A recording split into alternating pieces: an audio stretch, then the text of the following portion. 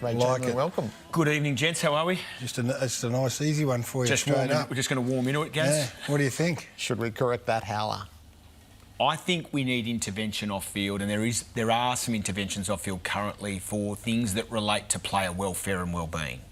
So if we look at concussion and those examples, and I know already they have spotters. They aren't immediate in their intervention, but they do have arc spotters and medical people, and then we can intervene, stop game, take the player from the field. I love that stuff. I'm not as comfortable with the on-field stuff for decisions, and I have a couple of reasons for that, mainly from observing other sports. I'm from the nation's capital, Garry. Yes. So up the milk. We're Raiders fans at my place. Yes. And so I love the NRL and I watch it all the time. And I'll be honest, there are coaches that are on their last warning, whatever that means, for their feedback publicly around intervention from the bunker and what have you. So I'm not sure it solves a whole heap, Gerard. I think it creates more. So really, these examples that we're seeing here, I think if you got the umpires in a group and said, OK, do we think that we can get this right? I think they would say we're of the belief that we should get these right. How? How would they get it right? Well, so you need to talk to that particular boundary umpire and ask how did that error come to be? But this is in real time. Yes, correct. So I'm saying that error shouldn't be made. No, of course, we all understand that. But how do we fix it in real time? Are you saying someone upstairs? No, I think in a circumstance like this, Garry, I think if you nick one, but the umpire doesn't give you out. Weren't they conversing, those two? Didn't they talk to each other? They did, but he said that he was adamant that it went out on the full and he's the sole judge of whether it is or it isn't, and so the field umpire aligned. Right, so that's the question I think we're asking. Should we just be accepting of that there are going to be mistakes along the way, or should we go, no, boys, in your ear, that's out. That's not on the full. Well, my view would be that get it right on field, and part of sport is rub of the green, good and bad and indifferent. Yeah. And I just wonder, where do you stop? What do you think?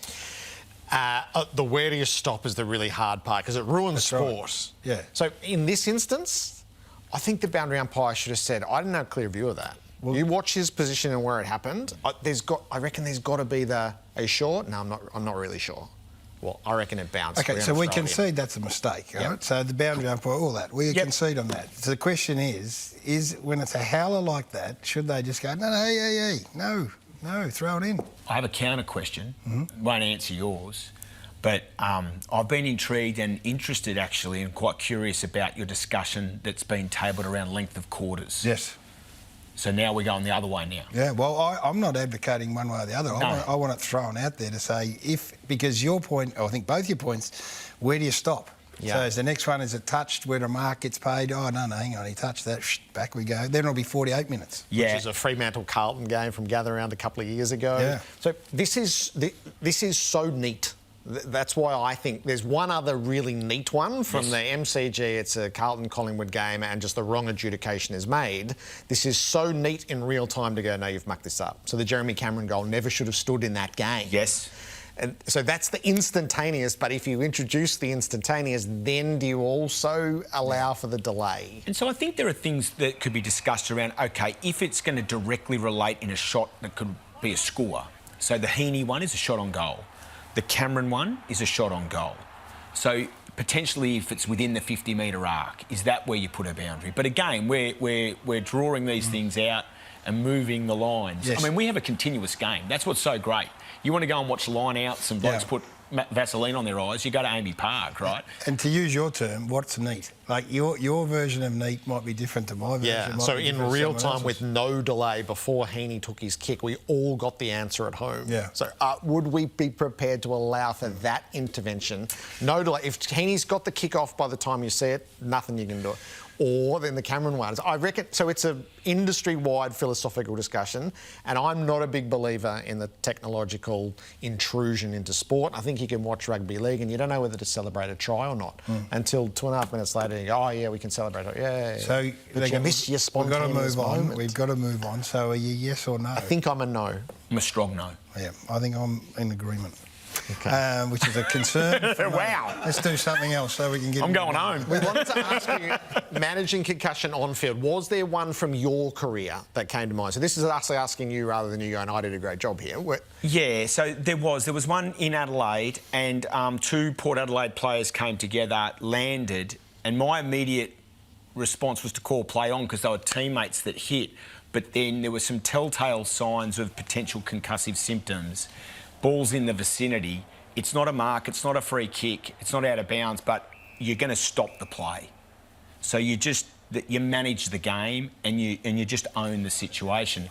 And I guess the reason for discussing this and tabling it, because it was a fair question, is you look back to particularly the Aaron Francis example. The game on the Thursday night in Perth, the umpires, whether you like the policy or not, they coloured between the lines. They conducted themselves in accordance with what they're required to do. Had this ball, once it gets relayed across the wing, come back towards Schultz, the umpires would have blown the whistle and stopped the play. It didn't. It went down the outer wing. There was a mark. They ask, is he okay? He's now in the hands of the medical staff, and so we're waiting on the medical staff to call for either a stretcher or to stop the game. It didn't happen. This one here is different. Our umpires were great. They identified the player. You hear it on the comms. There's a player injured. I think and I don't know this for a fact, I'm trying to interpret why didn't you stop it, because the kick's going into the vicinity, which is within a kick of where he is. And I suspect it's because they were unaware in their minds that it was a concussion. I think because he was upright and standing, they thought it might have been just a bump or what have you. But again, I think we just got to give them the autonomy to be able to go, no, I'm deferring to stopping. And have the courage to do it. And then it's incumbent on all of us not to pot them. Yeah, so Gaz is leading the charge here. Abundance of caution, just stop the game. Side. Yeah, I'm aligned. It's not that, I know where I'm banging on about length of quarters. Well, that's the very point. We'd be stopping for everything else. I mean, we potentially got a concussion, so we agree there too. Curiosity corner.